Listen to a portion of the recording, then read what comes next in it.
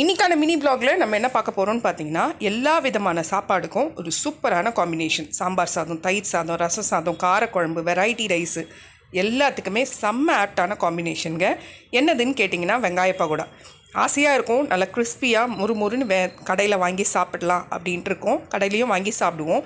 ஆனால் இப்போத்தில் ஈஸியாக வீட்டிலையே செய்யலாம் வாங்க. செம்ம டேஸ்ட்டாக கடையில் செய்கிற மாதிரி நல்லா கிறிஸ்பியாக செய்யலாம். ஃபஸ்ட்டு வந்துட்டு ஒரு பவுல் எடுத்துகிட்டு அதில் ஒரு 3 வெங்காயத்தை இந்த மாதிரி நீட்டு வாக்கில் கட் பண்ணிக்கோங்க. நான் பெரிய வெங்காயத்தை கட் பண்ணி எடுத்துருக்கேன். அது கூட கொஞ்சமாக உப்பு சேர்த்துக்கலாம். ஒரு அரை டீஸ்பூன் உப்பு சேர்த்துட்டு ஒரு 1/4 டீஸ்பூன் மஞ்சத்தூள் சேர்த்துருங்க. சேர்த்துட்டு நல்லா கலந்து விட்டுட்டு கருவேப்பிலை ஒரு கைப்பிடி அளவு, கொத்தமல்லி கொஞ்சமாக சேர்த்துக்கோங்க. நல்லா பொடியாக நுணுக்கிட்டு சேர்த்துக்கோங்க. இதெல்லாம் சேர்த்துட்டு ஒரு பவுல் ஃபுல்லாக கடலை மாவு எடுத்துக்கோங்க. கடலை மாவை சேர்த்துக்கலாம். சேர்த்துட்டு அரிசி மாவு ஒரு 2 டீஸ்பூன்லேருந்து 3 டீஸ்பூன் சேர்த்துக்கோங்க, அந்த கிறிஸ்பினஸ் வரத்துக்காக. அதுக்கு அடுத்தது ஒரே ஒரு டீஸ்பூன் சில்லி பவுடர் சேர்த்துக்கலாம். வெறும் சில்லி பவுடராக இருந்தாலும் ஓகே. காஷ்மீரி சில்லி பவுடராக இருந்தால் 1.5 டீஸ்பூன் சேர்த்துக்கோங்க. வெறும் சில்லி பவுடராக இருந்தால் 1 டீஸ்பூன் சேர்த்துக்கோங்க.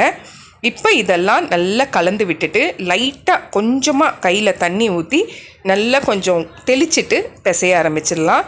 ரொம்ப திக்காகவும் இருக்கக்கூடாது, ரொம்ப தண்ணியாகவும் இருந்துடக்கூடாது. ஸோ இந்த மாதிரி பதத்துக்கு கரெக்டாக இருக்கும்போது ஒரு கடாய் வச்சு எண்ணெய் ஊற்றிக்கோங்க. எண்ணெய் நல்லா சூடான பிறகு கொஞ்சம் கொஞ்சமாக வெங்காய பகோடாவை உதிரி போட்டு எடுத்து விடுங்க.